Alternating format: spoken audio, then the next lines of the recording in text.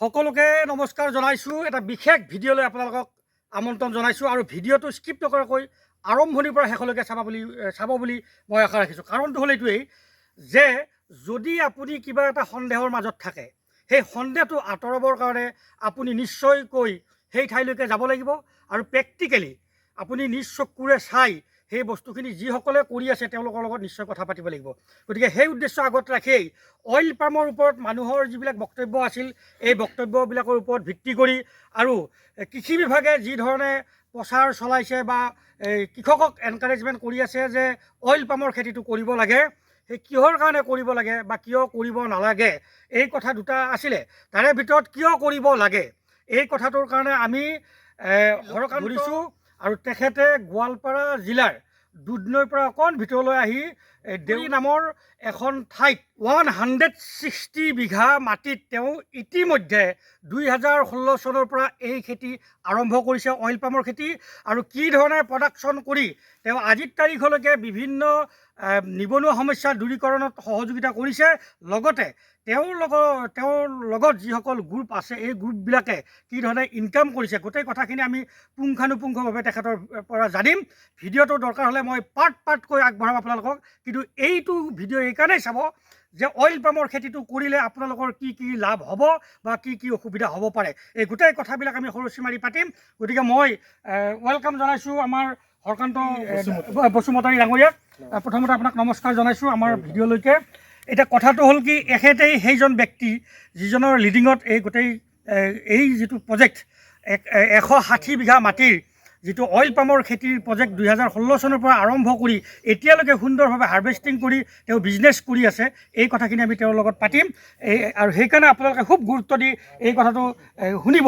এইটো কাৰণে শুনিব যাতে ইয়াৰ মাজত থকা কিবা ভুল ভ্ৰান্তি আছে নেকি তেখেতৰ মুখেৰে গম পালে। কাৰণ যিহেতু তেখেত বি প্ৰেক্টিকেল, আজি 2016 চনৰ পৰা তেখেতে কৰি পেলাই ইনকাম কৰি এটা খুব সুন্দৰ জীৱন যাপন কৰি আছে।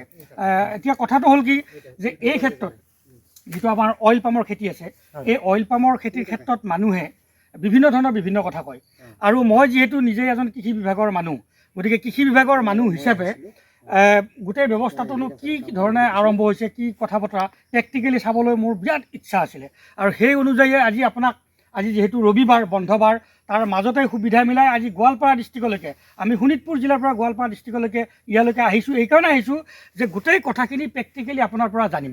গতিকে প্ৰথমতে আপুনি আৰম্ভণিৰ পৰা অকণমান কওক, আৰু দীঘলীয়া হ'লেও মই ভিডিঅ'টো পাৰ্ট কৰি মই ৰাইজৰ কাৰণে আগবঢ়াম। এইকাৰণে আগবঢ়াম যে ইমান দূৰৰ পৰা আপোনাৰ কাৰণে আহিছোঁ যাতে এই ভুলটো ভাঙিব পাৰোঁ। গতিকে গোটেই কথাখিনি আপুনি খৰচি মাৰি কওক। নমস্কাৰ ছাৰ। হয়, নমস্কাৰ। মোৰ নাম শ্ৰী হৰকান্ত বসুমতাৰী। হয়। আৰু আপোনালোকে ইমান দূৰৰ পৰা আহিছে সেইটো কাৰণে ৱেলকাম জনাইছোঁ। হয়। আৰু আমাৰ এই ক্ৰপটো যোনটো নেকি পাম অইল খেতিটো, আজি ক'বলৈ গ'লে ডক্টৰ উত্তম বৰুৱা ছাৰ তেওঁ এতিয়া নাই। কিয় ক'লে মানে আমাৰ মাজৰ পৰা গুচি গ'ল।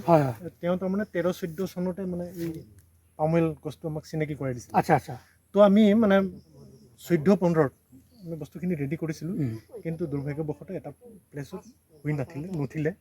তো আমি 16ত ষ্টাৰ্ট কৰিলোঁ এই দেউলগুৰি গাঁৱত। 2016ত আপুনি আৰু 16ত 2016ত অৰ্থাৎ 2016ত আপুনি আৰম্ভ কৰিলে। হয়, 16ত আমি এইটো আৰম্ভ কৰিব পাৰিলোঁ। তো যিটো নেকি মাটি এনে পথলে পৰি আছিল, হয় হয়, য'ত নেকি ককা দেউতা আজু ককা এইবিলাকে মানে এই মাটিত মানে আমাৰ খেতি এটা কৰিছিলে। তো সেই মাটিখিনি আমি দেখিলোঁ মোটামুটি মানে 20-25 বছৰলৈকে এনেই মাটিখিনি পৰি আছিলে। হয় হয়। তো গৰু চৰণীয়া বা মানে কিছুমানে মানে জংঘল হৈ আছিলে আৰু। তো আমি ট্ৰেক্টৰ লগাই পেলাই মানে খেতিখিনি কৰিলোঁ, কৰি দেখিলোঁ মানে আমাৰ বহুত ভাল। হয়। তো আজি আমি প্ৰথমে আমি অন্ধ্ৰপ্ৰদেশত পঠাই দিলোঁ, তাৰপিছত আমি মিজোৰামলৈ পঠাই আছোঁ এতিয়া। আচ্ছা, মানে মাৰ্কেটত অসুবিধা নাই? মাৰ্কেটত অসুবিধা নাই। এতিয়া মোক কওক, আপুনি ইয়াৰ প্ৰডাকশ্যনটো আৰম্ভ কৰাৰ কাৰণে আপুনি কিমান বছৰ ৰখিবলগীয়া হ'ল? প্ৰথম ষ্টাৰ্টিং ফ্লাৱাৰিং আহে, মানে 12 মাহে, আপুনি 12 মাহ হোৱাৰ লগে লগে আপুনি ফ্লাৱাৰিং আহিব। এবছৰত ফ্লাৱাৰিংটো আহিব? এবছৰত আপুনি তেতিয়া ৰিজাল্ট পাব যে এইটো হ'ব নে নহ'ব সেইটো কথা। তাৰপিছত মানে 3 বছৰত আপোনাৰ FFB আপুনি ৰাখিব লাগে, ঠোকবিলাক আহি যাব। ঠোকবিলাক ৰাখিব মানে 3 বছৰত আপুনি ঠোকবিলাক ৰাখিব লাগিব। হয়। তেতিয়া তাৰমানে কি হৈছে, ইপিনে অকণমান দেখুৱাব। এই গাগছটো ইমান ডাঙৰ নহয় জানো? হয় হয়। তো এনেকে কাগজটো যেতিয়া নেকি ডাঙৰ হয় তেনেহ'লে FFB বিলাকো ডাঙৰ হ'ব। আচ্ছা, এই কাগজটো তাৰমানে 3 বছৰলৈকে ভালকে ডাঙৰ হ'ব দিব লাগে, হ'ব লাগে। নহ'লে আপুনি 1 বছৰৰ পৰা আৰম্ভ কৰিব পাৰে, কিন্তু আৰম্ভ কৰিলে এইটো ভাল ফলটো নাপাব। হয়, এইটো কাৰণে নাপাব। আমাক কৈছিলে যে মানে সৰু গাই গৰু এটা মানে বাছৰটো সৰুৱে হয়, সৰু হয়। যদি কাগজটো ডাঙৰ হয় বা গৰুৱে যদি ডাঙৰ হয় তেনেহ'লে মানে তাৰ আমি কথা পাতি এবাৰ ঘূৰিবলৈ চেষ্টা কৰিম। হয়, তেনেকৈ মানে কৈছে আৰু সেই বেচিছত আমি সেইটো কাৰণে অকণমান মানে যত্ন কৰিছিলোঁ। সেইকাৰণে আমাৰ থোকবিলাকো দেখাই দিব মানে কি ধুনীয়া হৈ আছে। এইবিলাক প্ৰত্যেকটো ডালত মানে থোক আছে। এইটো মোটামুটি 30-35 কিলো হ'ব আপোনাৰ এটা FFB। এটা থোকত 30 to 35 হৈ যাব ন? এইটো ভালকৈ দেখাবলৈ মই কেমেৰা পাৰ্চনক অনুৰোধ জনাইছোঁ। অকণমান কাষত দেখাব আপোনাৰ 30-35 কিলো হ'ব সেই ডাঙৰটো আপোনাৰ এইটো। আচ্ছা, এতিয়া বসুমতী এটা কথা কওক মোক, এই যে এই প্ৰত্যেকটো হেৰি যিটো ঢকুনা আছে, ধৰক আমি ঢকুৱা বুলি কওঁ, এই প্ৰত্যেকটো এনেকুৱা হেৰিতে এটা এটা লাগিব নেকি? প্ৰত্যেক জোপাতে যদিহে আপুনি সাৰ পানী ভালকে দিয়ে। আচ্ছা, এতিয়া পানী বুলি কোৱাৰ লগে লগে এটা ডাঙৰ কুৱেশ্যন, এতিয়া মানুহৰ মনত এইটোৱেই মেইন ডাঙৰ কুৱেশ্যন, আৰু মই সেইকাৰণে আচলতে আপোনাক বিচাৰি উলিয়াইছোঁ যে পানীটো এনেধৰণে পানী খাই বুলি কৈছে যে ভূগৰ্ভ হয়তো আমাৰ খালী হৈ যাব পাৰে। এই ধৰণৰ কথা আপুনি এই আজিতো আপুনি 16 চনৰ পৰা পানী আপুনি দি আছে, কি ধৰণে পানীৰ ব্যৱস্থা কৰিছে, নে এই বৰষুণৰ পানীৰ ওপৰত ভিত্তি কৰি আপুনি কাম কৰি আছে? হয়, আপুনিতো দেখিছে ইয়াত বৰিং নাই। হয় না? মইতো চালো ড্ৰিপিং নাই, নহয় জানো? বৰিং আছে, আমাৰ লেবাৰৰ পানী খাবলৈ বৰিং আছে। আচ্ছা, লেবাৰে পানী খাবলৈ আপোনাৰ বৰিং আছে, কিন্তু গছত দিবলৈ আপোনাৰ বৰিং নাই। ড্ৰিপিং নাই, নহয় জানো? আপুনি দেখিছে। আৰু এটা বস্তু, চৰকাৰে কিন্তু আমাক বৰিং দিছে। চৰকাৰে বৰিং দিছে, এটা 1 হেক্টৰত এটাকে বৰিং দিছে। আচ্ছা, আৰু মানে ৱাটাৰ হাৰ্ভেষ্টিং টেঙো দিছে। আৰু আপোনালোকে কি ধুনীয়াকৈ ৰাস্তাটো আহিছে, এপাৰ্টৰ ফালৰ পৰা দিছে 1,31 লাখৰ এই ৰাস্তাও বনাই দিছে। আৰু এইখন গাঁৱত আচলতে মানে কাৰেণ্ট নাছিলে, পানী নাছিলে, আৰু মানে ক'বলৈ গ'লে বহুত পিছপৰা আছিলে। আচ্ছা, তো এই গাঁওখন তাৰমানে ইমান ডেভেলপ হৈ গ'ল এই পাম অইল খেতি কৰিয়ে তাৰমানে এইবিলাক বস্তু হৈ গৈছে। তো এইটো কাৰণে মই মানে নিজকে গৌৰৱ কৰোঁ। আৰু মানে এটা বস্তু মই ক'ব বিচাৰিম যে মানে আমি এইটো বিষয় লৈ কৰি আছিলোঁ যে এইটো আমি 15 দিনৰ মূৰে মানে বাঞ্চটো কাটিব পাৰোঁ। তাৰমানে প্ৰত্যেক 15 দিনৰ মূৰে ইয়াৰ পৰা আপুনি প্ৰডাকশ্যনটো পাব। আচ্ছা, যদিহে আপুনি সাৰ পানী আৰু যত্নটো ভালকৈ কৰে।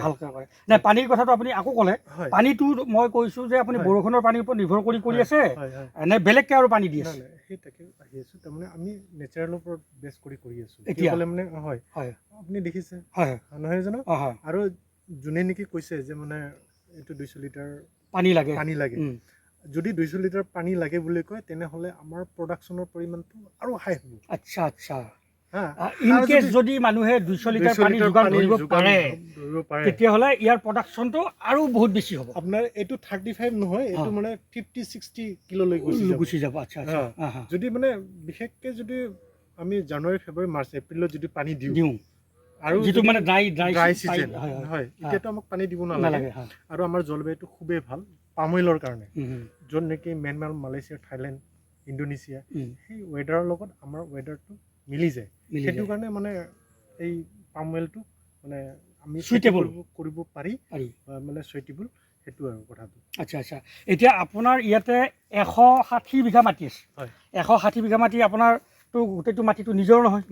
আপুনি কেনেকৈ এইটো আচলতে এইটো হ'ল হয় ক্লাবৰ ক্লাবৰ মাটি, মানে য়াং ক্লাব এটা আছে, অলংবাৰ ক্লাব। তেওঁলোকৰ এইটো 105 বিঘা। আৰু আপোনাৰ সেইটো পাৰে আছে পথাৰ আছে মাজত, সেইটো পাৰে আছে আমাৰ অজিত খুৰাৰ, তেওঁৰ আছে 50 বিঘা। নাই 9.5। আৰু আছে আপোনাৰ মানে বাবুল বসুমতাৰী বুলি, তেওঁৰ আছে 19 বিঘা। তেনেকৈ মানে আৰু আছে আমাৰ ছেক্ৰেটাৰী এজন আছে, তেওঁৰ আছে। তেনেকৈ কৰি পেলাই আমি এটা মানে গ্ৰুপিং কৰি পেলাই আমি এই খেতিটো কৰিছোঁ। আমি খন্তেক সময় বিৰতি লৈছোঁ, আকৌ আহি আছোঁ ভিডিঅ'ৰ মাজলৈ।